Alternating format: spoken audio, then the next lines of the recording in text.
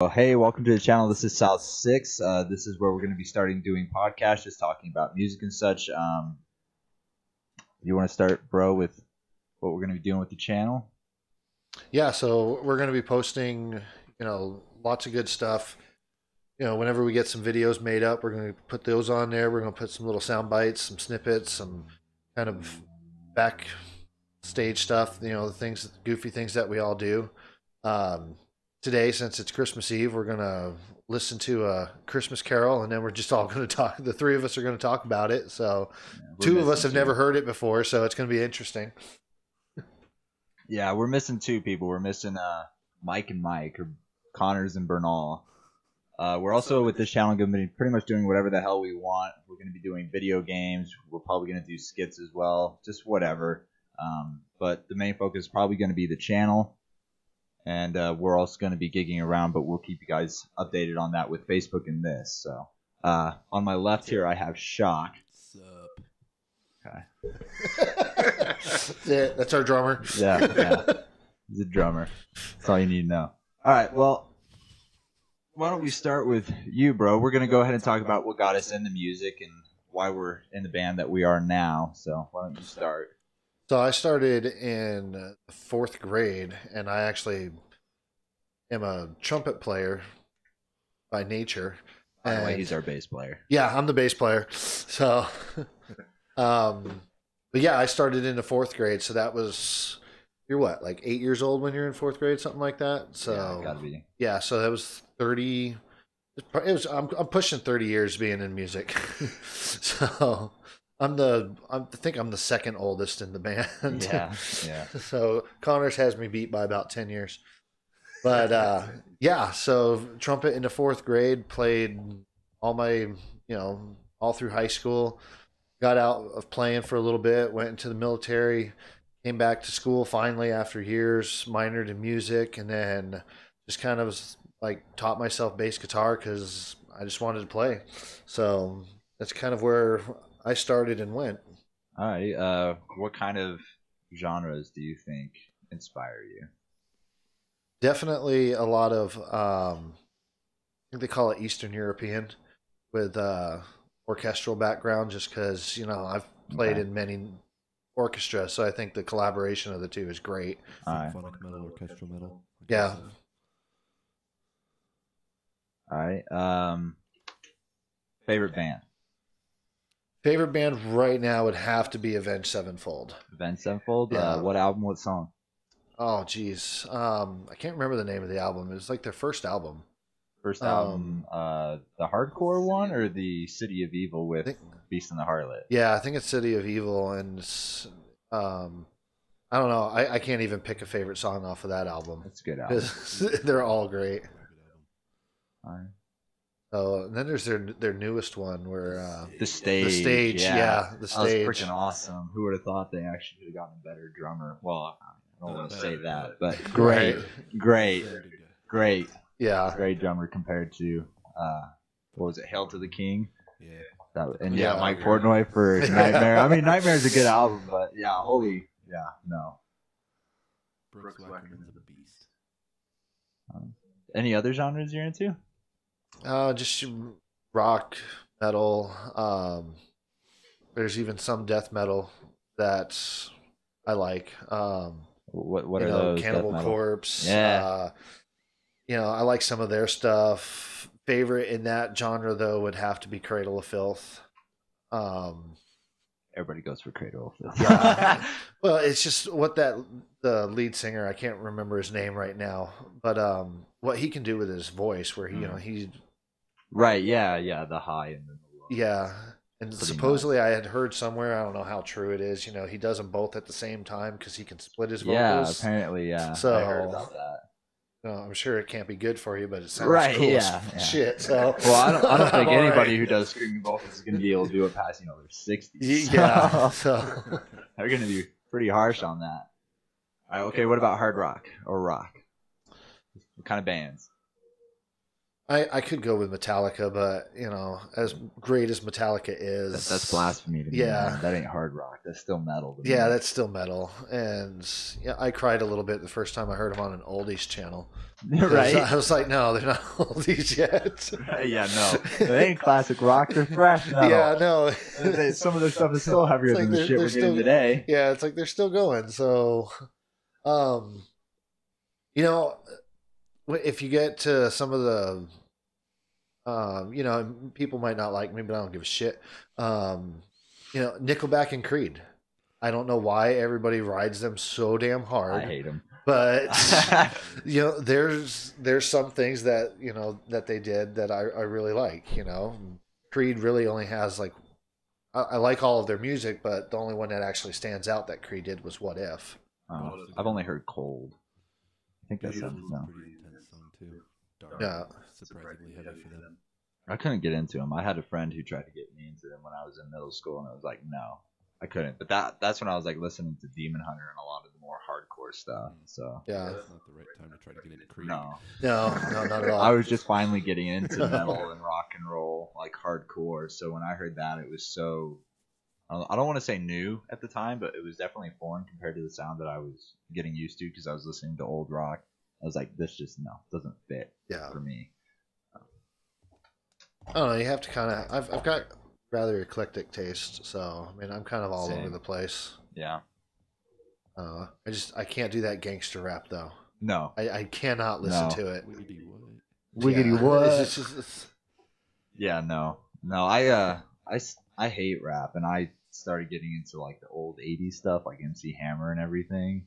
some of And that stuff, that stuff- was back then. Though it was still more R&B than Right, anything yeah. else.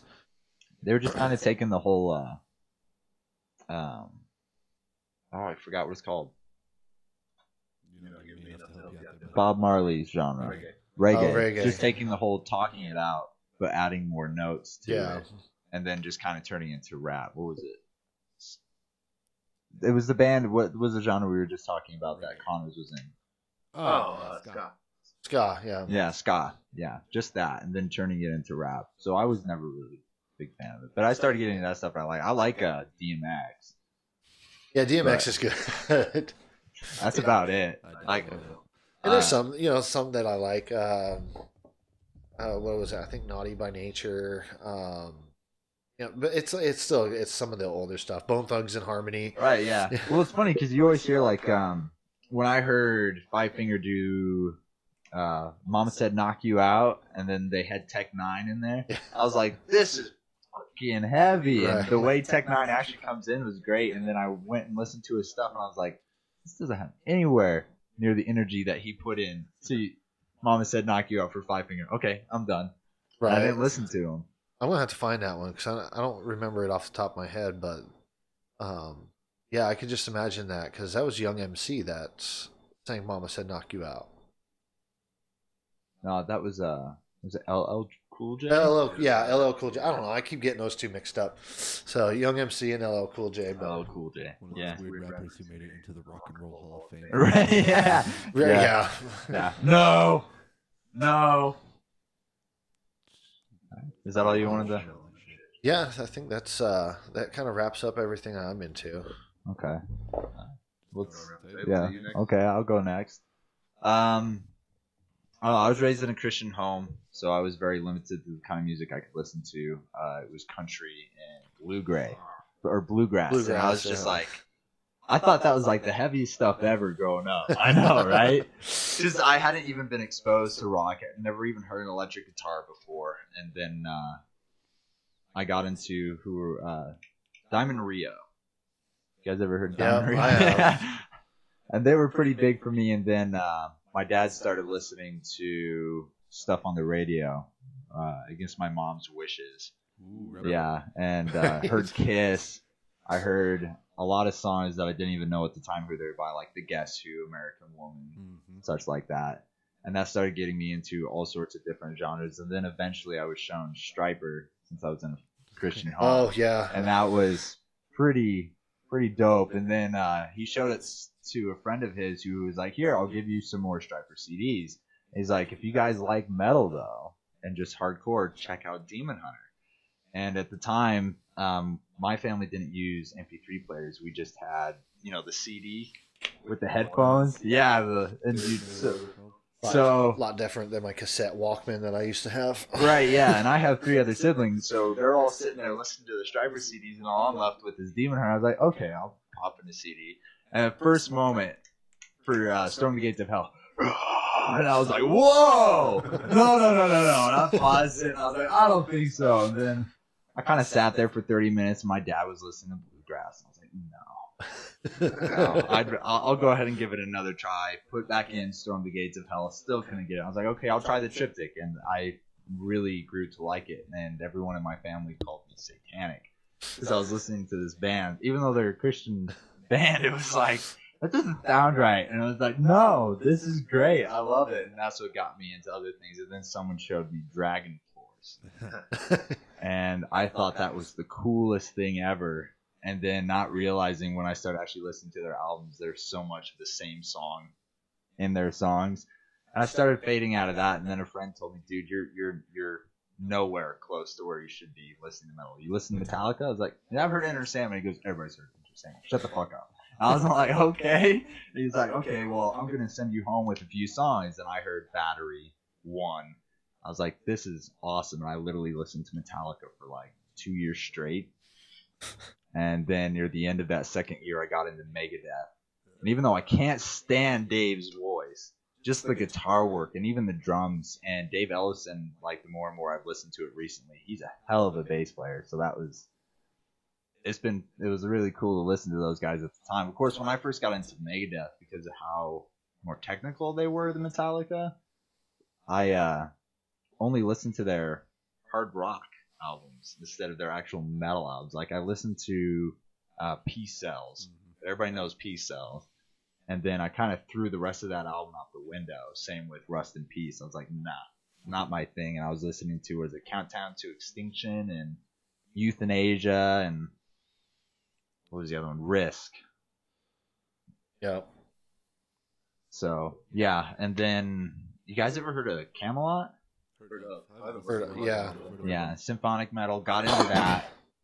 That was a huge influence. And then I kind of had a backtrack where I just decided to listen to a bunch of old rock, Judas Priest, Quiet Riot, Black Sabbath. Of course, I can... Styx. Yeah, Styx. Yeah. I can listen to an album, it doesn't matter how old it is, and I can put myself in the mindset that this is the first time I've heard this, and this is the first time anybody's heard this. So when I first listened to like War Pigs by Black Sabbath, that was like the heaviest thing ever. It was like, I understand why this is such a big deal when it came out. Same thing with Judas Priest and all that. But as of recent, to really help with how I play, classical music has had a huge influence. Thanks to music appreciation class. But go figure. But other than that, I hate country. I hate rap. Some rap I like. I like 80s pop. Yeah. Yeah, especially the bad shit. You just sit there going, oh, this is so bad, it's great. Yeah. I don't think even the 90s got away with that. They didn't get away with the whole, this is so bad, it's going to live forever thing. Because everybody knows all the worst shit from the 80s still.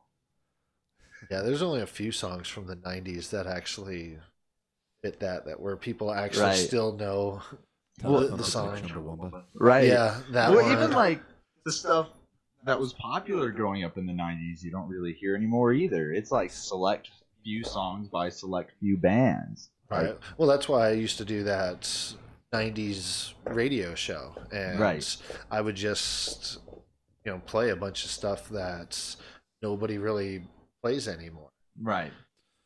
Well, that was kind of the last time that rock was in the popular spectrum.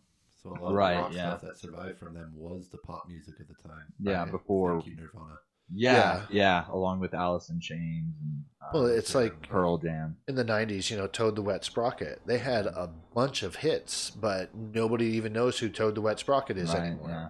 Play that song, people are like, what the shit? Yeah. Well, it's like earlier you were talking about, what was it, Collective Soul? Yeah, Collective Soul. And it's like most people don't even know who that is anymore, but everyone knows Shine. Yeah. Everybody knows that song. At least I hope so. If you haven't listen to it. Yeah, and a lot of it is like, oh yeah, I've heard that song. I really like that song, but they don't even, they don't know who sang it. Yeah. So Yeah. I had to play. I told my son that Collective Soul was coming to town, and he's like, "Who are they?" And then I played like 5 songs in a row for him, and he's like, "I know all of these." I know all those, yeah. And I was like, of course you do, but yeah, no one knows who they are. The artist is forgotten. Well, their guitar player is so underrated because he's not one of those guitar players that literally like played to show off. He just played to actually add to the song. So when you hear it, it's so memorable. That's the right word to use in that case. But you can't forget it. But you kind of sit there and go, was that really a guitar? My opinion. It's not like Rage Against the Machine where, what's his name? Who plays guitar, kind of uses everything about it, noises and everything for the songs. I mean, that's cool. Bold. Yeah. The best of us are. Says the bass player. I can't remember his name. But...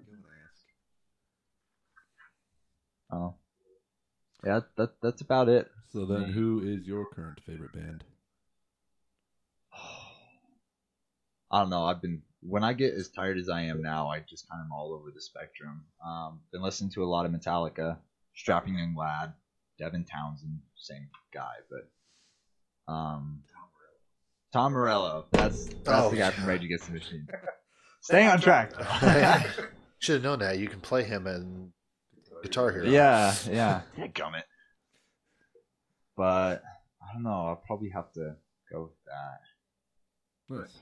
I don't know. The stuff I've been listening to most of the time right now is our stuff. Right, yeah. That's good. Which none of you guys have heard, but... You will. You will, yeah. Oh, I even thought about playing a snippet of one of the demos we had of just guitars, but maybe we should wait on that until we get bass and drums at least. Give them the full flavor. Yeah. Just like 5 seconds. At least an instrumental. Right, yeah. You're like trying to show off your spaghetti by only giving them like a noodle. Right, yeah. Not even a full noodle either, just half of it. No, I'll probably have to go with that, though. Yeah, I don't know. For me, you'd have to probably ask by genre. But we'll just go with Metallica and Strapping Young Lad right now because we don't want to just go on forever. Watch where you put your hand. Right? What did the table do to you? Got my damn way. Right. Well, what about you, man? Well, for me, my background's actually fairly similar to Bro's. Minus about a decade. I started playing drums back in the 5th grade up in Meeker. Just concert band stuff. Stuck with that. Ended up moving to Montrose halfway through my 7th grade year, where I met probably the most influential band director I had, Mr. Lund up at Centennial Middle School. I hated that school. Oh, I loved it. I hated that school. He was the first guy to teach me anything about the drum set. I'd always been fascinated about it. One of my first actual memories is from 1996, I think it was, when I was a whopping 4 years old. Fleetwood Mac was doing one of their many farewell tours. That one was called The Dance, and the concert was televised via, I think it was Warner Brothers. Okay. And I just fell in love with it because their drummer looked like a madman. Mick Fleetwood, one of my biggest influences. Big dude, it's got to be 6'4", sitting behind this just monster drum set, looking crazed the whole time, but just playing fantastic beats. And since then I fell in love with it, I'd always been interested in the drum set. I'd sneak into the drum set room at the middle school and beat the snot out of it, not having a clue what I was doing. Right. And Mr. Lund was really the first guy to start teaching me actual drum set, old jazz basics, Latin basics, and rock basics. It was right around that time that I actually bought my first drum set and was working my butt off to get into the jazz band, which I failed miserably because I had 2 weeks to learn how to play the drum set. And I came pretty close, or so he told me. He might have just been nice. Well, he's a teacher. He's probably going to be. But yeah, I stuck with the school band thing. Finally did make it into jazz band when I was in high school. Played in a couple of blues rock bands while I was there. Never really amounted to a whole heck of a lot. Did you like that? No, God, no. It was fun playing in a band, playing in front of people. That part will always be enjoyable, but blues rock is boring as snot if you're a drummer. It's the same beat for every song ever. Yeah. Got really into marching band when I was in high school, which has really shaped a lot of how I drum. Because I played both the marching snare and then the marching tenors, which is a setup of 5 melodic toms that you lug around. Learned a lot of my tom technique from doing that. Okay.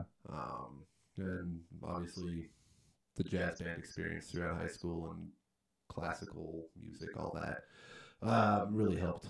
You went to college, right? I did. I graduated in Montrose High School, came to Colorado State University initially as a music education major, as a percussionist, obviously. Nah.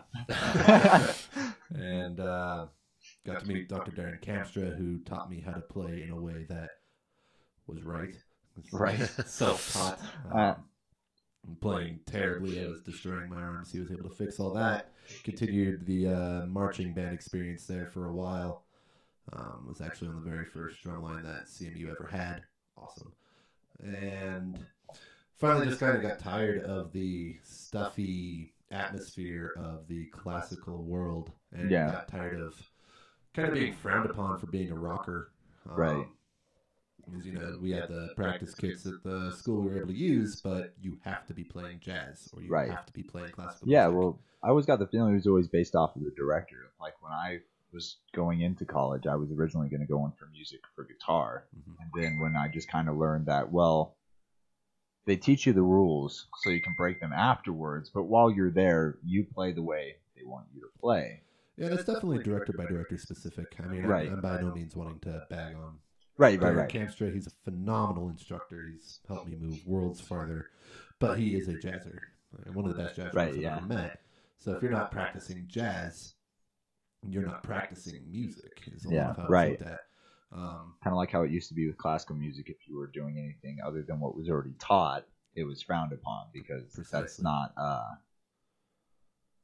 the strict classical teaching that is going around. Precisely. I mean, I remember there was one day, me and my buddy Joe, who was the other metalhead in the department, at least the percussion department, talked Dr. K into getting us a double kick pedal so we could start learning double kick technique. And he got it. He got it into the room, and he's like, I don't even know how to teach you this. This isn't something within my realm. You know, I guess just kind of do your hand rudiments with your feet, and we'll see if that works out. That was pretty much how metal was looked at. It was an afterthought there.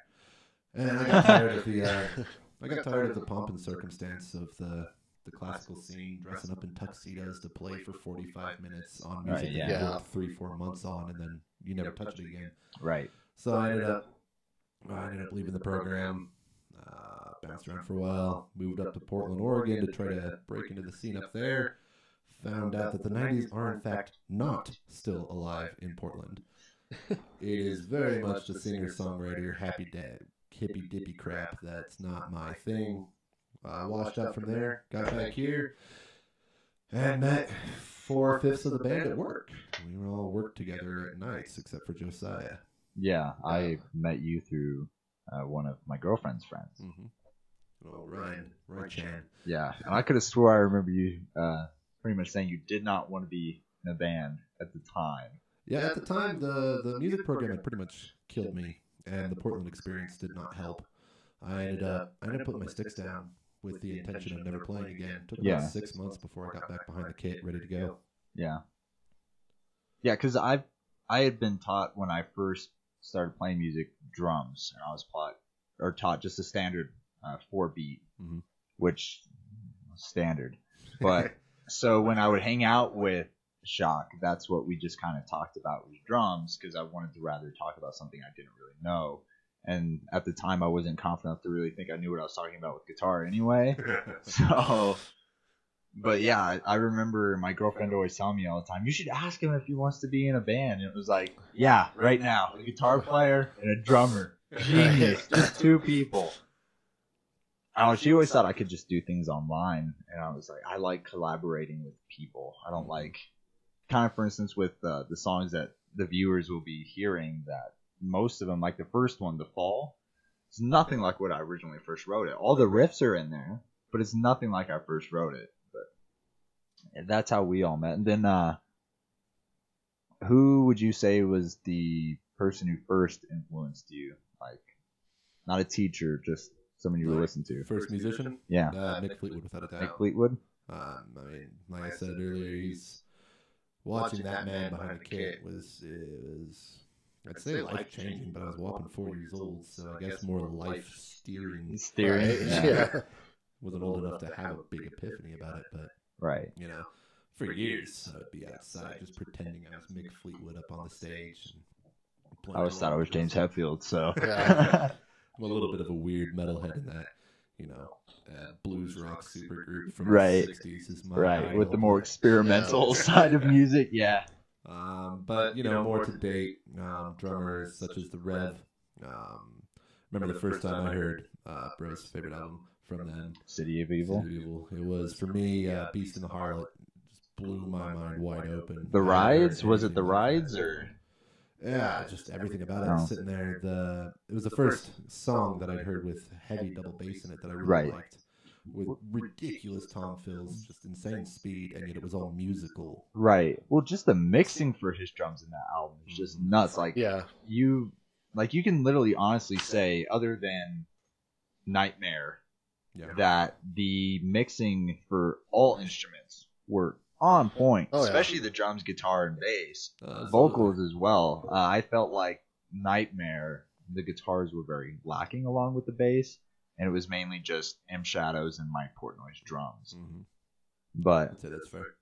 for sure, I don't know why you guys think City of Evil. I thought their self-titled album with, like, if you guys have really listened to the way Rev plays in the self-titled, Mhm. is nuts. Like, that's when I listen to progressive music, I'm only in it for the drums. Like when I listen to Tool, because there's nothing interesting about the way their guitar player plays at all.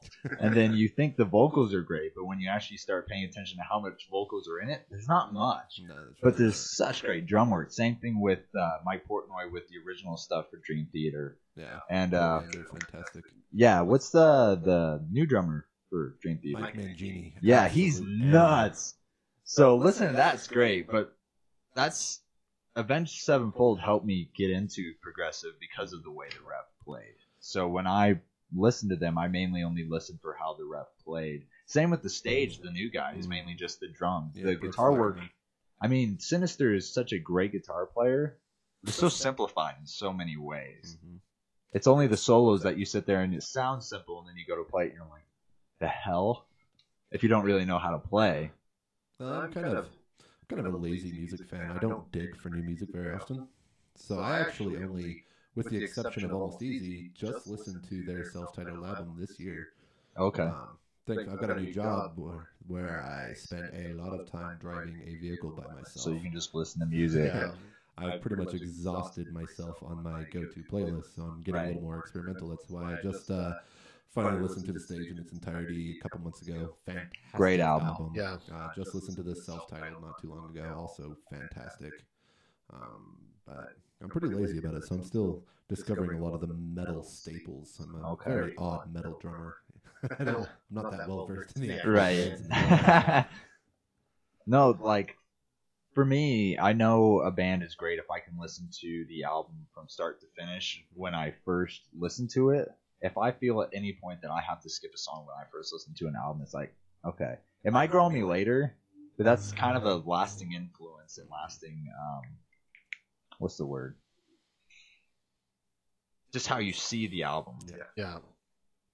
And for me, City of Evil is all of it is great. I can listen to it from start to finish. Same with the self-titled. Nightmare, no. Hail to the King, I loved when it first came out, and then it was like, this is garbage. Yeah. I don't know why Bernal was like so fascinated with that. I mean, some of it is great. I mean, like the title track, Hail to the King and Shepherd of Fire, definitely have that hard rock intensity that Guns N' Roses had, but without playing as fast. Mm-hmm. I think sucks, but I still couldn't listen to it all the way through. The new album was quite a shock Yeah. because you just weren't expecting that. When I heard that it was prog rock. I was like, I have to get this album. Mm-hmm. I bought it and didn't listen to it for months, probably even the whole year. I just started listening to it at the beginning of the college semester this year. Yeah, And I listened to it for the first time too. It was just recently. Yeah, and it was like, it's been out for what? A while now. Yeah. Well, Yeah. I think it has a lot to do with the fact that they, I mean, they're getting sued over that album. Because if I understand correctly, don't quote me, I might be wrong. Pretty sure they released that album behind their label's back. So it's the first album in a while that their label hasn't been able to dictate to them. Right. Since now, the self-titled, yeah. Cookie cutter, freaking hard rock albums that Hail to the King and all those were. Right. That was very much on their label. I'm pretty sure they're the ones who convinced them to play that way.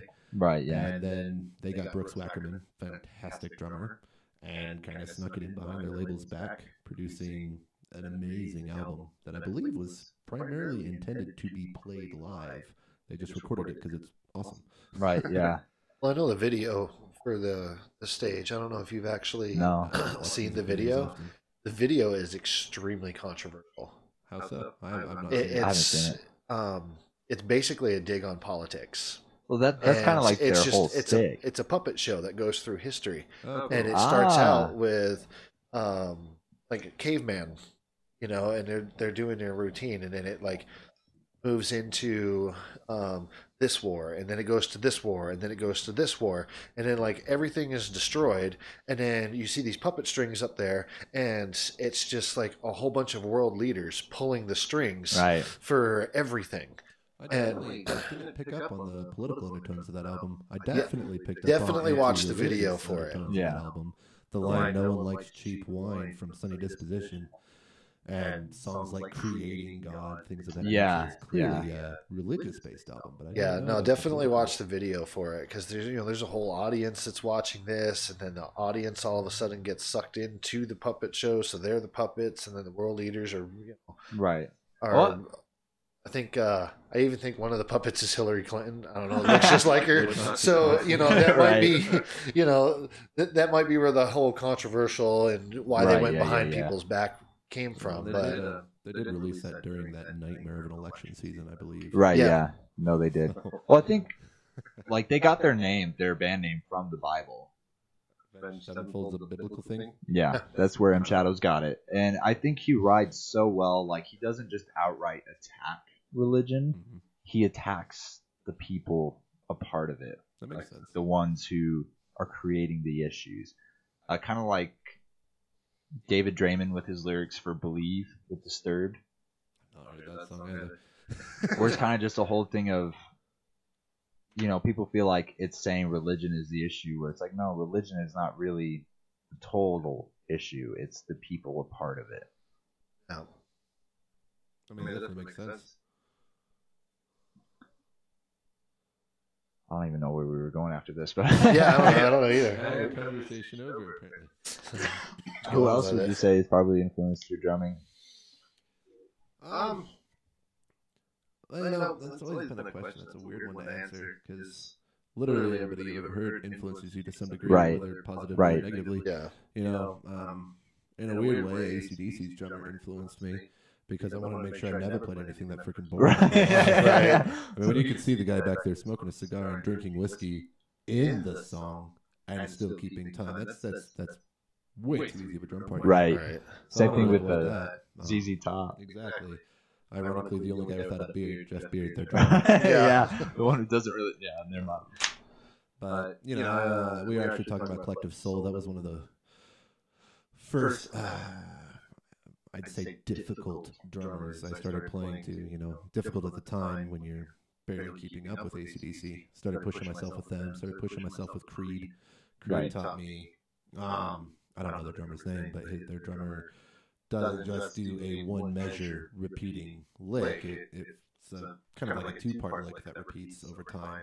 So that taught me quite a bit about that. I started picking up kind of a funk style drumming from Chad Smith from Red Hot Chili Peppers, Collective Soul's drummer.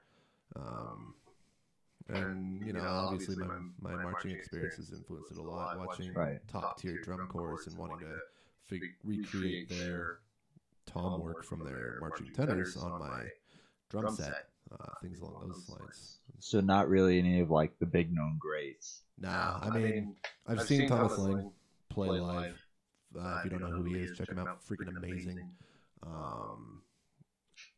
And those God tier guys, they're just so far above where I'm at that being Right, influenced just by like- them is really difficult. 'Cause Ignore them. They're doing stuff I can't even fathom. I Right. saw Thomas Lang keeping an Afro-Cuban beat with his feet and playing an intricate rock beat with his hands over top of that. That's just nuts. Yeah. I mean, Mike Mangini, huge influence for me. Mike Portnoy. I love what they do. Hope to someday get to that level. Neil Peart. Yeah, obviously Neil. Yeah, I don't think there's a drummer around today that's not in Right. some way, shape, or form influenced by Peart. What do you think of Danny Carey? He's good. I'm not the world's biggest Tool fan. He's clearly a very skilled drummer. He's Some just reason we're listening unfortunately to a drummer in a band that I don't much enjoy listening to. Right. Some of their stuff is obviously awesome. 48 and 2, I think. 48 and 2. That is phenomenal drum work on that. I've just never been in a band where really awkward, weird time signatures are much of a possibility or a desire even. Apparently, in an interview, when they write the music and then he comes in and plays the drums, they'll actually during practice, I guess, just kind of look at him and go, "What are you doing?" And then when they listen back, they're like, "Oh, it does fit." He's definitely a weird drummer. He doesn't do it the way that the majority do, which is why he's got his name out there. Right. But Well, it's kind of thanks to you, because when I first met you and was thinking about drums, it was always the blast beats, like, Five Finger and Joey Jordison from Slipknot. Heck yeah. And then you don't really realize how different Joey Jordison to Lars. And I never understood that argument of who's better, because they don't even play the same at all.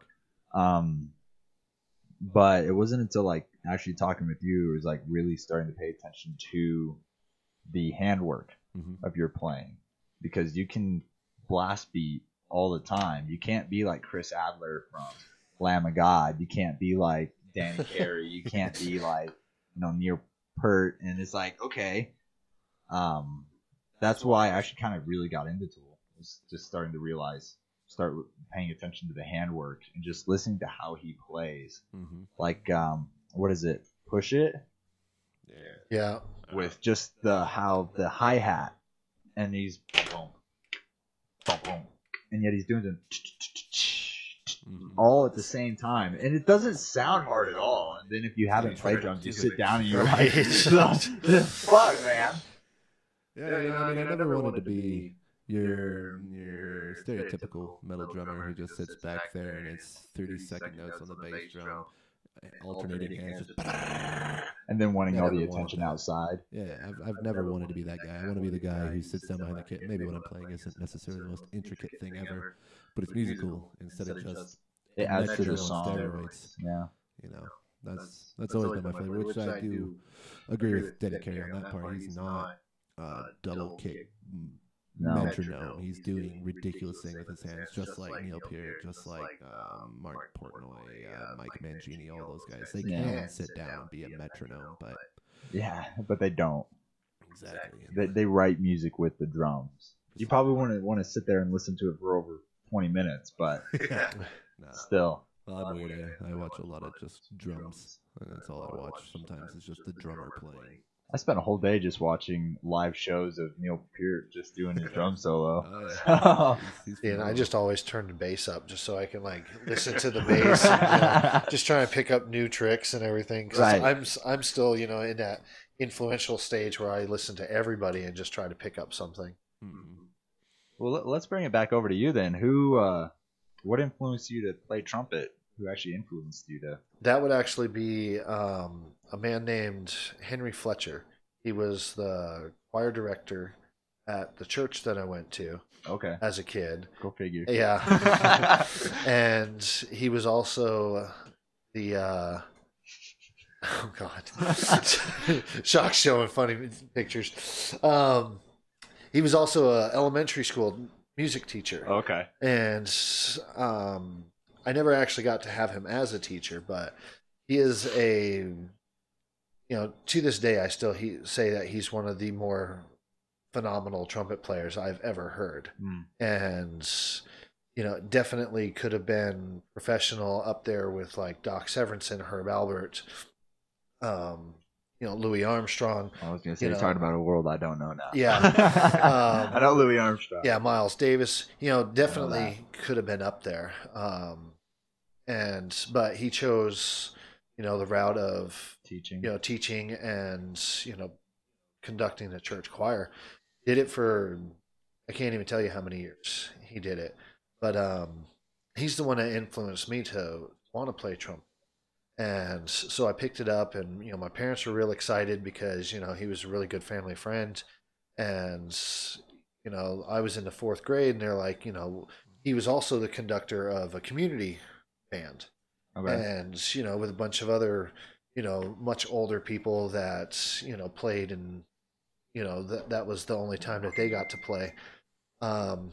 So as soon as I started playing trumpet, my parents were like asking him, it's like, well, when do you think that he'd be able to play in your community band? Like, well, he's gonna need a couple few years before he can play in that. It took me 1 year. I was playing in the community band in 5th grade. Nice.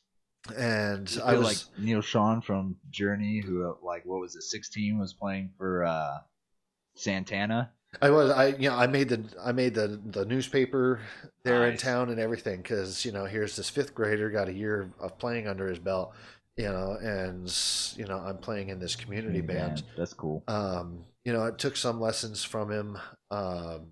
Played in the community band, up until the time that I left for the military. Anytime that I would come back, I would go back in and play with him as well. And I kind of set it off so that other much younger people started getting into it, and playing.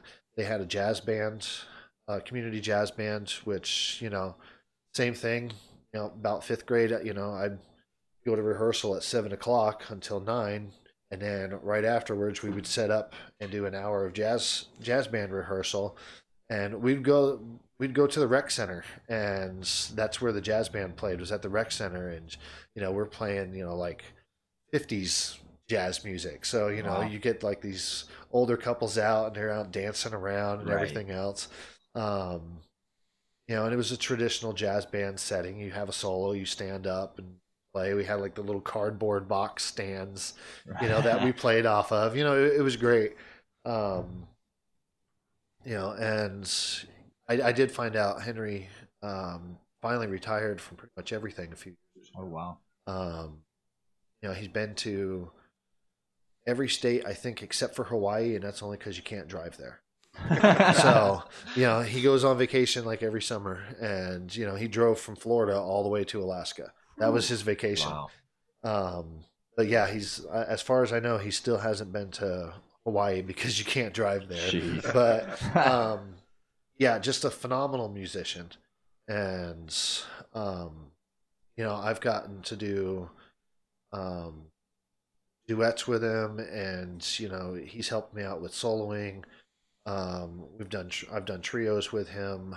A lot of what I learned and picked up from him is how I ended up going and playing at Disney, and then I auditioned for the Toy Soldier marching band at Disney and missed that by 1.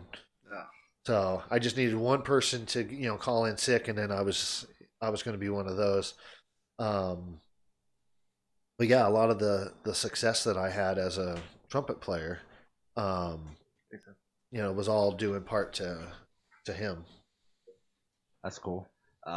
Who would you say, other than that, actually influenced your trumpet playing? Or is there anyone? No, there's really not anybody else. That's cool. He just named like the entire jazz. I know he did. Yeah. But he wasn't saying that influenced him. He was just saying that he could have been up there with those greats. Gotcha. If I had to say somebody out of there, I would say Doc Severinsen. Nice.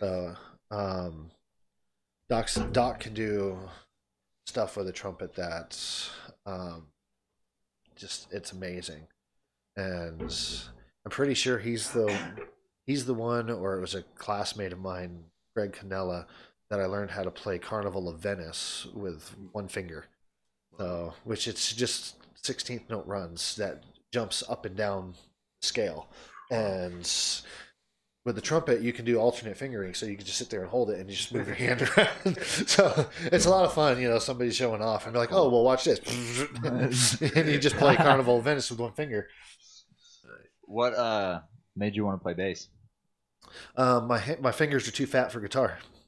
So I used to have a really nice Fender that I actually found, and it just needed a couple things on the insides fixed, and I had somebody fix that for me. Put a new port on it to plug into it, and I tried learning that. I've actually still got a couple of guitar books to learn, but yeah, every time I would try and play, I was Your fingers were blocking other I strings. was like holding other strings and everything else. So, but I really wanted to learn how to play guitar, so I picked up a bass one time just checking it out, and I've always liked that bass line because Right. I used to play euphonium and I can play tuba, and so that bass line is a lot of fun sometimes. So I picked that up and I was like, well, this is a lot easier. So I went and got me one, found a really good deal on a practice one, and then started learning. And then at work, was told that we were playing in a band, and for parties. yeah, we were informed that since there was 4 musicians spread out, that we would all be playing at a party. So, that kind of kicked it into gear, and really started to pick things up and get to where I'm at today. By no means, can do a lot of the stuff that other bassists do. I would love one day to be, throw out those really cool jazz licks and like Flea does, and then pick up the trumpet and start playing. That's Flea. That's what he does. But long way from that. But just actually being able to play with somebody and not just learning from a book or from a computer program, has helped a lot. So I bet. Yeah, to kind of go into that. So you guys all worked at CMU on the night shift. Most of us. Connors was actually a day shifter at the time. Oh, okay. Yeah. And our, at the time, supervisor, Susan Dunich, wanted to kind of throw an end of the summer party, because for collegiate custodians, the summer sucks. Yeah. That's when we have to go through and clean up all the dorms, and college kids are gross. They are. I think that's like Nasty. history, but... So she wanted to go all out through this huge party, get a caterer. She brought a karaoke guy, the whole shebang, and she decided she wanted some live music. And she knew that I was a drummer, Bernal was a guitar player, Bro was A bass, musician, learning bass. and that Mike Connors on day shift had quite the reputation as a singer. And initially we were actually supposed to have our boss Jesse Marquardt on lead guitar, but he was getting married. And his job is nuts. Yeah. So he didn't have much time available. So how'd you guys meet Connors then? Through Susan, because I know I had no idea who Connors was. Was it just that band moment? Yeah. Or? Wow. Yeah. Who would have thunk? He ended up coming to nights one time to meet up with us, make sure everybody was actually serious. We were all kind of testing the waters, feeling each other out. Because I didn't know Connors at all, obviously. I knew Bro. We'd been hanging out for a while. But I did not know Bernal even all that well, even though I'd worked with him for a couple of years. Yeah. He was just that loud, intense guy on night shift. Right, yeah. So we were all kind of feeling each other out, making sure that we were all committed. Finally decided to pull the trigger. Had, 6 rehearsals to get ready for that gig? Something like that. And I came to the last one, Yeah. The first rehearsal was in Shock's mom's garage, and that was the only rehearsal that we had there, because I think it was the only rehearsal, wasn't it? I think we might have had 2. Yeah, we might have had 2, but cops were called. We were too loud, and so that kind of ended that. Heard us from 6 blocks away. Yeah, so we were having fun, but then we went up to Susan's place and just stored everything in her garage and practiced out of there, and we played that party, and that was the end of that. The band just kind of disappeared for the whole winter? Yeah, it took about... That show was in August? Yeah, that was in end of August, I think, and then It's like August 25th. It wasn't until the end of January. Basically, I mean we had to go on hiatus because now that we had done the gig at Susan's place, she was kind of over having us there because we were loud. Yeah, loud. Yeah. In a garage that Yeah, echoes. Yeah, so I mean, we were without a place to practice for a while. We were trying every avenue we could think of to find a place to rehearse. Like I was even emailing churches, like, "Come on, somebody's got to listen," you know. Right. Yeah, it's like we even played the custodian card. It's like we will clean for you. Yeah, yeah. And then Connors found on Craigslist that there was this. I don't remember the exact word they used. It was like a music colloquium or something. It was a gathering of local musicians. Well, they have a way with words, don't they? Yeah. The stoners usually do. Where it was a warehouse that they were renting lots at too, and we ended up pouncing on that. Finally was able to bring Josiah into the band because we had somewhere for him to play with us. Yeah. And that is actually where our next gig was a benefit for that. The warehouse. Yeah, the warehouse. Yeah. And we did all the work. I will say that. I don't have an issue saying no, that. we did. We did all the work. I mean, Billy helped with the stage and cleaning things up, and so did his girlfriend. I don't think she's his girlfriend. Okay. I still haven't figured that out yet. But Relationship. we pretty much did all the sound. We did all the setting up all the stuff. Well, yeah, we have sound checks for bands, and you, me, and Connors were there till about 2 to 3 in the morning, and then he stayed later. I couldn't sleep after that because of how loud it was and how energetic, just getting all that to go, and then running off an hour of sleep, and then having to do sound check for all the bands, moving their equipment, and then our own show. All of this in a warehouse without air conditioning. Yeah, on the July. hottest It day. was June or yeah, July. It was July. Yeah, July. Yeah, it was. It was. Oh gosh, it was bad. No. You're right. It was June. It was June 4th. Yeah, it was June. June 4th because it wasn't on the biggest holiday. In June America. 4th or 6th. Yeah. One of those two. Yeah, because we played the same day that. No, never mind. Pretty close. But I'll go back. So I only knew Shock and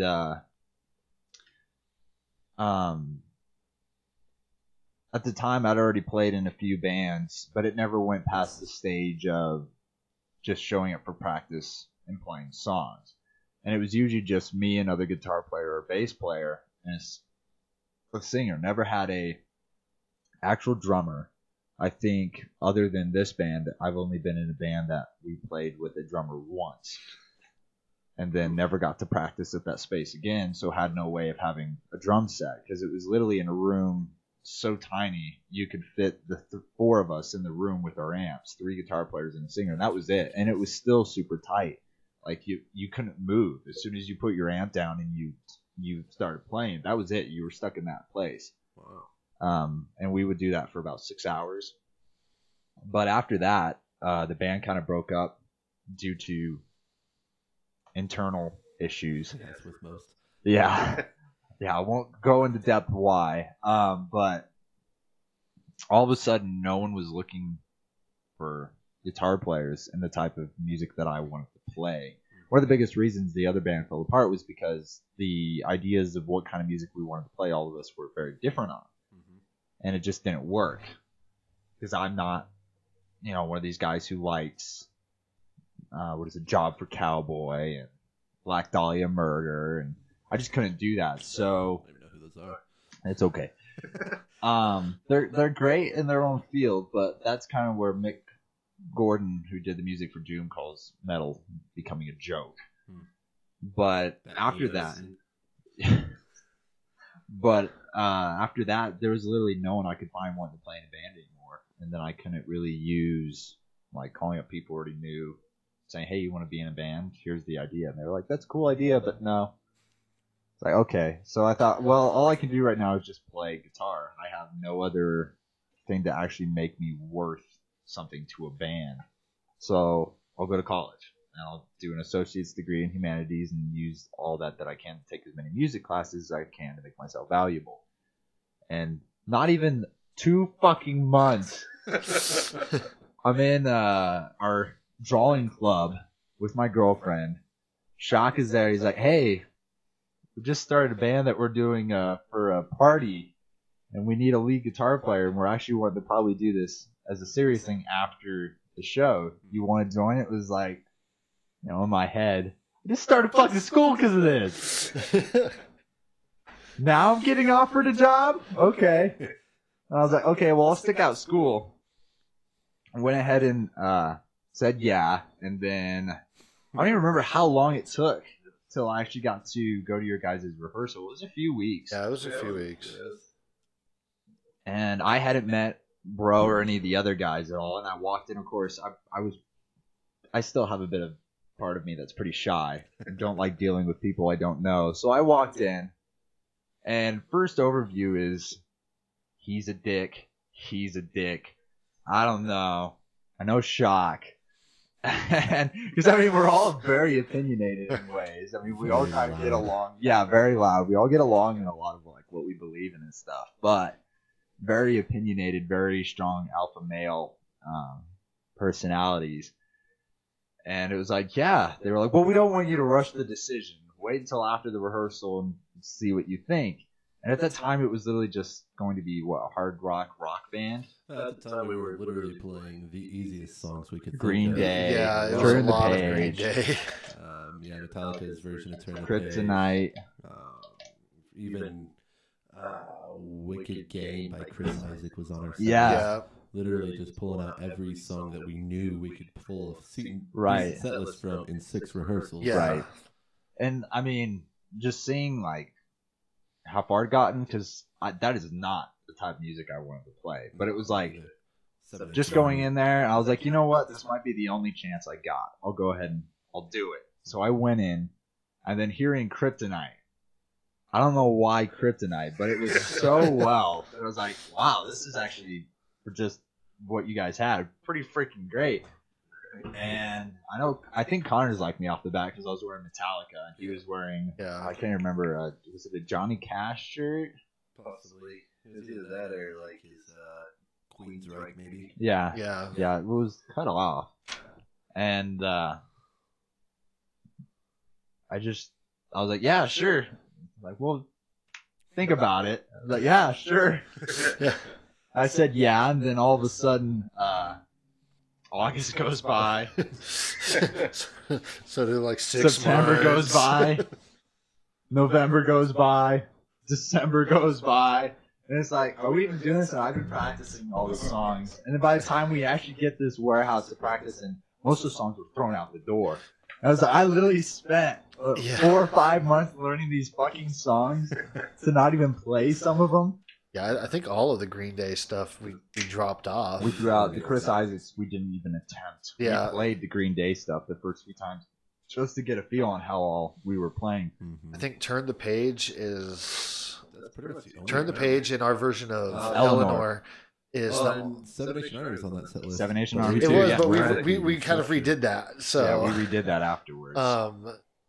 Eleanor and Turn the Page are still kind of as close to our original set list. And Other that's than, just me coming in and adding the leads. yeah, It's still that's the as same close thing. to the original set list as we still have. Everything else we just kind of dropped off. Yeah.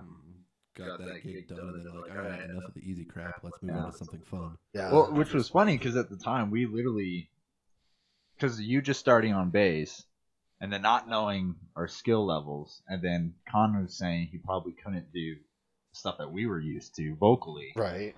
There were so many things where it was like, okay, well, What we can't play hard stuff. Yeah, what do we play? We can't play hard stuff. So it was like going home and finding AC/DC and Led Zeppelin and all these Old Sabbath and easy songs, and then all of a sudden we start taking these easy songs and it becomes so fucking complicated just to play these easy songs that we start like making them more intricate than what they really are. Kind of like Breaking the Law of our version, which no one got to hear. I literally think we could have made that on that show, but no one got to hear. Yeah.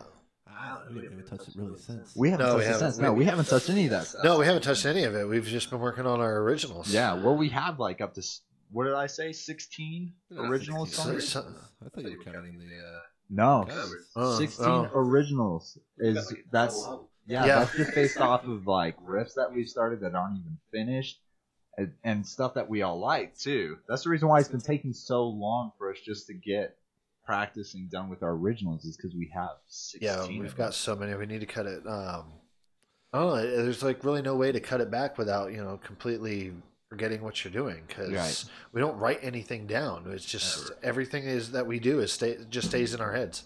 Yeah, and then I'll come home and I'll record it without a click track just to remember the ideas. But it wasn't until recently we did click tracks. Even those weren't great at all. I still can't practice to the fall. There's skips in the timing there, buddy. Yeah, no, because that wasn't to a click track. The fall wasn't to a click track. It was just the recent 3 without the last song. I tried playing that last night. No, I bet. It's all over the place. No, I sat down and recorded that so we all remembered the format. Yeah.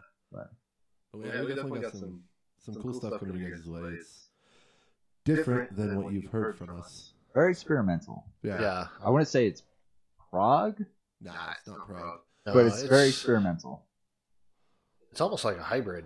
Kind of. Yeah. Like prog light. Weird ideas.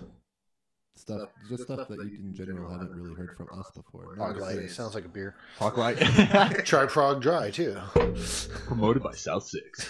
Not necessarily a genre that's like new. I mean, there's other people who sound similar, I would say, but it's very new for us as a band. Yeah. For our for audience. sure.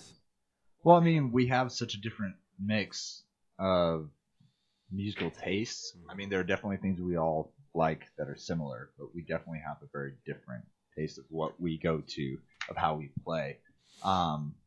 Next time we do a podcast, we'll have Connors and Bernal talk about what got them into the music scene and everything. But I'll go ahead and say this about Bernal. He's a big metalcore guy. Oh, absolutely. Oh yeah. And I was still, at the time, trying to figure out how I wanted to play. I love Metallica and all that, but I get fucking bored after a while with playing that type of stuff. Because, you're sitting there and you're on one note most of the time and you're moving up instead of actually doing anything to keep you entertained, especially if you're not singing. As someone who, like me, I like to sing. If I'm not singing, I want to be able to do something that I'm literally having fun with. So the first song we originally wrote with Bernal was a metalcore song. I'm not sure if you guys remembered it, but it was kind of Avenged Sevenfold's from their Rise of the Fallen or album. Yeah. But we recorded it. I had him come over, we recorded it, and then I started getting into Mastodon heavily. And I started realizing that you can play guitar differently than what most metal guitar players do. And I was like, okay, I'll try some of this. And I literally sat down before college started again, just figuring out, what can I do? How do I like to play? And I brought all these riffs to the table, and then we kind of just added all of our different musical tastes into that, which has created what we have. So I think it sounds great, personally. Oh, yeah, it's a blast to play. Right. I don't think we've written one song so far that all of us were like, it's all we got. We'll keep it. All of them pretty much have been, yeah. There's definitely some where it's like, I want to play this over the other one today. Yeah. But I like that song. I mean, they're not all my favorite songs, but they're all pretty solid. Right. All right, well. So do we want to get into the Christmas spirit here with this song I have picked for you guys? So we'll go ahead and we're going to go ahead and start what we're going to hopefully be doing more and more on the channel is just listening to. Every week we'll have one of the band members bring a song and listen to it. And since we all have different tastes, actually kind of pick it apart of what we like, what we don't like. Pause through the video, which we're going to do probably a lot. But this week, Bro brought a Christmas song for us to listen to by Redfield All-Stars. Yeah, I actually found this one. I was setting up a alternative Christmas playlist, and Metal came up. Yeah, and I found this one, and like it says, it's, Eskimo Callboy, we butter the bread with butter, any given day, breathe Atlantis, his statue falls, and for I am king. It was a collaboration for all of them. Right. I have spent the better part of a year looking for anything else by Redfield All-Stars. They've only come together, as far as I can tell, for this one song. Wow. And It's Santa Claus is Coming to Town. I found it. I don't believe you guys have heard I it haven't yet. heard it. So, yeah, definitely, might be a little bit out of our wheel. Yeah, no, it's definitely out of our wheelhouse, but definitely a very cool version of the song. So I'm sure you guys will like it, and it'll blow your minds a little bit. Alrighty. Well, let's go ahead and start it.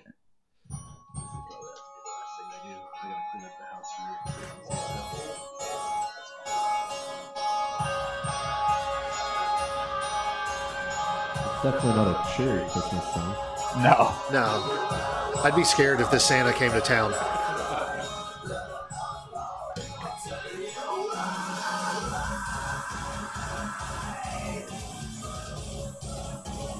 Yeah, I'm already gonna stop it.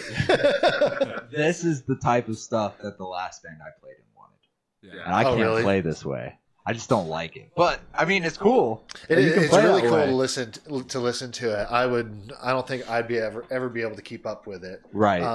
The double kick in it is just, yeah, it's crazy. And I don't know. Like I said, it's 6 different bands, 6 different bands. I don't know because there's no actual video to them playing this song. It's all I can ever find is just basically this one. Okay. So I don't know. It could be like 6 kicks going. I don't know. Alrighty.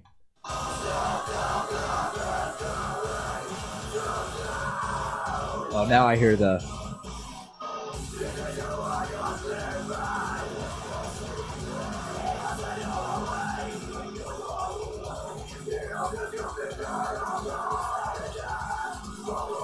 I don't know.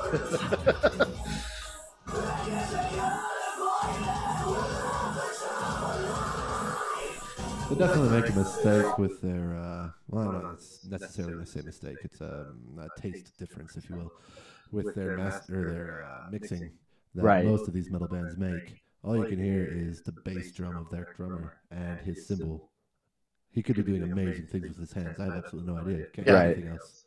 Yeah. Well, then, like the only thing you ever hear about the guitar is the palm mutes and the drop guitar sounds.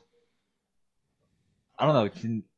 Can you hear any of the original song? I can't even tell if this is actually Santa Claus is Coming to Town. It really is. You have to listen close. But he is. He's saying all the good girls and boys. Santa's a busy guy. He's got stockings to fill. The original lyrics are there. Okay. Musically, though. But yeah, musically, it's completely different. The only thing that Santa Claus is Coming to Town is the lyrics. And even when they slow it down, because there's a couple spots where they just kind of like get to this chorus. Right. And you can hear them singing the melody. It's not like this growl. It's actually very lyrical and everything else. And you can hear him singing the melody over the top of all of this. Wow. And they do that in a couple different spots. But that's really the only time that anything traditional from the song comes out. See, I personally kind of like that part. So many people out there do strict covers of Christmas carols and all that they are so boring now. With the exception of a handful, Trans-Siberian Orchestra obviously does fantastic Christmas music. Right. But the majority of it, it's kind of nice seeing somebody take possibly one of the most well-known Christmas carols out there and make something different out of it. Whether you like it or not. They just did it. Yeah, because when we started this, I literally forgot what we were even listening to. Yeah. It's up on the screen. Right. But alrighty.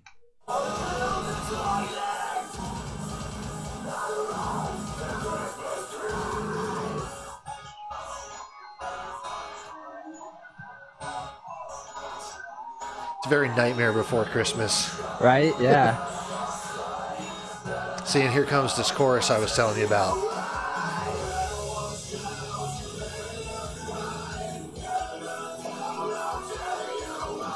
Okay, I like that. That's pretty cool. Yeah. Yeah, it's not just that like real hard growling, screaming in your face the whole time.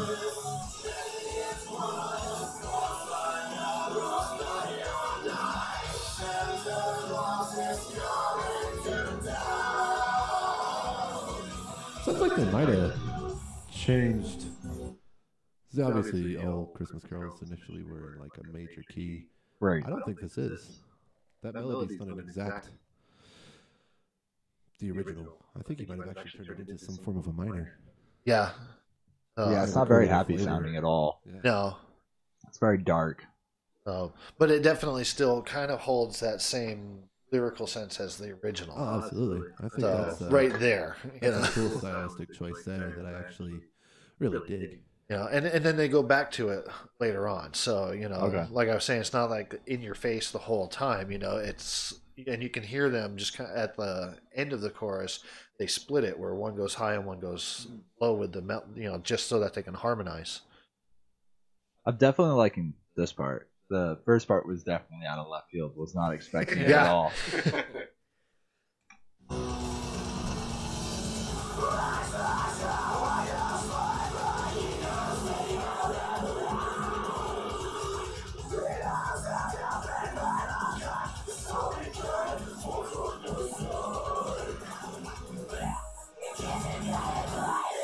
Death metal lyrics.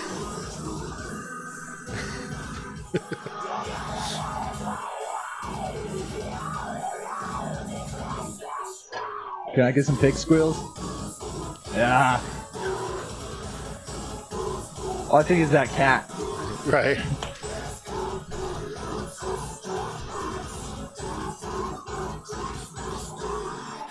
That's the whole part where he's talking about the stockings and filling them on Christmas Day. Okay. So took me a little bit to, you know, catch on to the lyrics because, you know, they are hard to make out. Right, But yeah. he is, you know, talking about Santa Claus and, you know, the stockings and filling them on Christmas.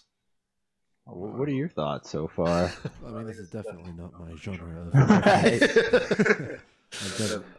I can respect the skill that goes into this genre, of course. But Maybe.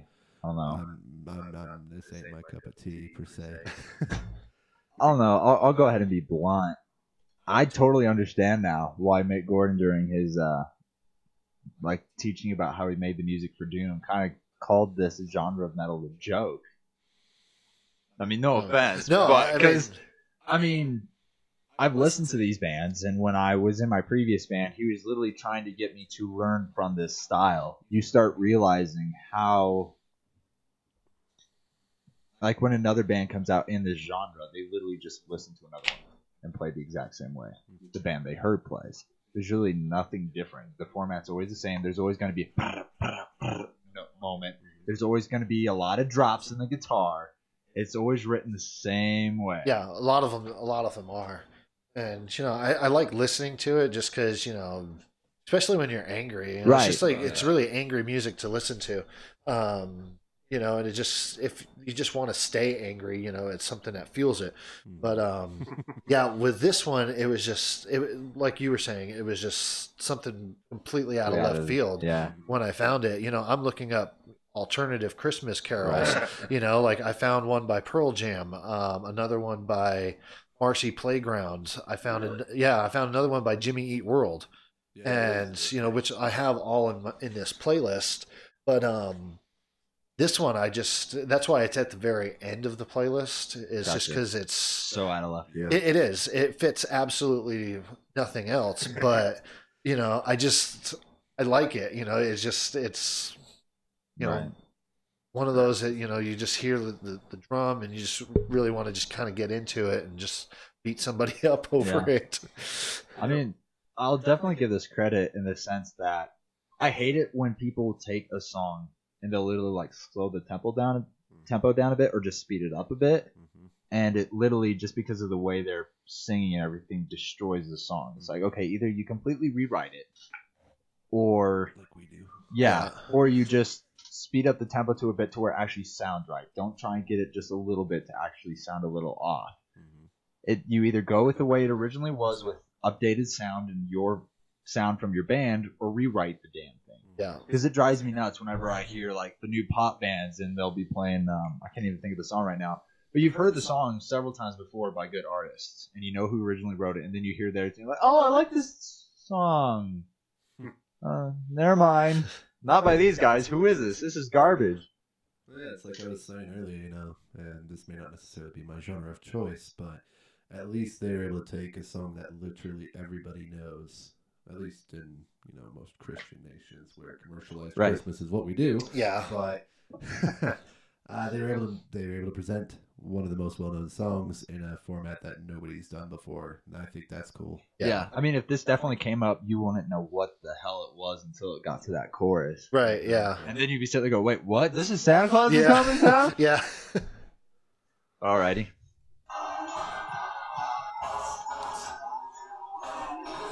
Yeah, I see what you're saying, though. It does have that, this is Halloween. Yeah.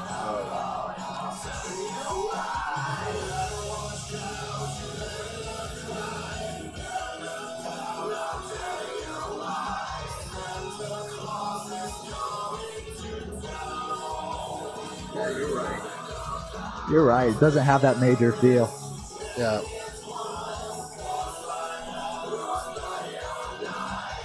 They did a really good job of filling their sound out right there. Yeah. Yeah. Agreed. I like that a lot.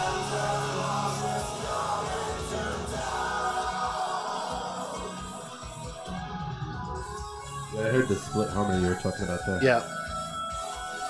Nice. I dig it. Yeah. It's got a really cool guitar solo at the end. So.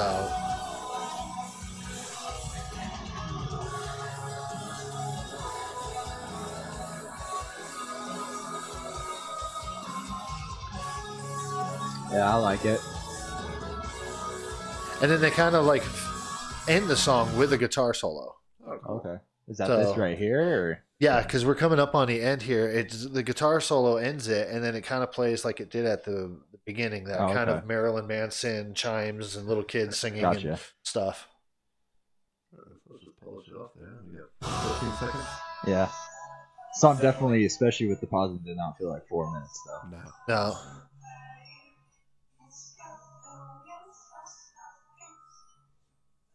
That's cool, though. That's cool. I like that. Yeah. ending. I'm always a fan of when they're able to. I'm not Mr. Christmas Spirit by any stretch of the imagination. Yeah. So I always dig it when you can get a Christmas song that doesn't feel all warm and happy. Right. Right. Need a cup of cocoa. Well, yesterday, my girlfriend had her friends over for a Christmas party, and I was listening to I can't remember what the Christmas album is now, but it's a compilation of all metal artists. It's got Lemmy from Motorhead. It's got Ryan James Dio singing "We Three Kings," Wow. and I mean that one's great. And then I heard I don't think it was Santa Claus is coming to town. It might have been, but the guy singing it, it was totally creepy. Yeah. Like, and they changed the lyrics to make it creepy. Like, if this guy came to town, he's gonna f you up. Right. Yeah, and So- see with this one they made it sound really creepy, but they kept the lyrics with Right. the same. Definitely don't want Santa coming to my town if if this is how he is. Yeah, right. Oh, do you think you'd actually listen to this just on a playlist for Christmas, or Well, considering that it's not your genre? it's not my genre, and yeah, again, I'm not Mr. Christmas Spirit. It takes a lot for me to want to listen to Christmas music. Period. Same. I'll probably be listening to Christmas music around my family. Yeah, instead of on your own time. Right. I've got, got a rather conservative grandmother who would hate this. Yeah. By all means, play it. And my girl and I have 2 little kids, and this would scare the shit out of them. So At least they'll grow up faster. Yeah. Yeah. I am working on making them metalheads, but I can't throw them straight into the deep end. Dude, I met a lady when I went to Loudwire who her grandkid is literally 4, and he's a huge Slipknot fan. And Nice. he's like, awesome, I'm so proud of you and your Yeah. grandkid. But you already said you have this on a playlist? Yeah, this one it's on the end of my alternative Christmas playlist that I created for an event last year. Oh, well. All right. Yeah, I've got a I bunch don't of know. different stuff on it. The only way I could really tell is if later on or next year I probably put it on the playlist. But I'm kind of like you. I really don't listen to Christmas music unless I'm at a party or with family. If Exactly. I'm on my own, I'm listening to my normal day music. Oh, in all seriousness, the time I spent in orchestras and bands and stuff, yeah, it kind of burns you out on Christmas music after a while. Yeah. You start rehearsing your Christmas carols in August. Yeah. Like, Can it be December already? No, I definitely wanted to bring something that was, Just out of the out of the normal, because it's a Christmas special. So, and our first, podcast. So Yeah, it works. Why not do something? Yeah, it's just crazy and just out of left field. Yeah, I think that was a perfect idea. So either we can decide right now who gets the next song to bring in, or we can just pull a name out of a hat or a random name generator. What do we want to do? Oh, I feel Well, like... how about this? You started. Why don't you pick who gets to do the next song? Oh, And even if it's Mike Connors or Bernal, we'll go ahead and just send him a message saying, yeah. "It's your turn." Let's send a. I think we should send a message to Bernal, and Bernal Bernal gets to pick the next song because he's definitely gonna pick something out of left field. Yeah, it's another one that'll be out of left field, and his Tourette's will really fire in if he gets excited about it. So Right. his Tourette's it's a lot of fun. He's the most ADHD person. Yeah, he really is. All right, guys, it's time to have a band meeting. Oh, it's on the guitar, damn it. Ah. Yeah, so next time will be musical selection by Bernal. All right, sounds good to me. All right, well, hey guys, thank you for joining on this. Merry Christmas, and we will see you guys hopefully next week. Yeah, absolutely. Yeah. If you like what you heard, leave us some comments. If they're worth reading, we will. Right. Like and subscribe, yeah, especially our Facebook guys. You probably don't even know that we have this channel over here, but Facebook is actually not going to be the main source of where we're going to be putting all of our information and content. It will be here on YouTube. Facebook will be secondary to that. So, yeah, like Shock said, please leave comments, and subscribe. Thanks, you guys. Yep.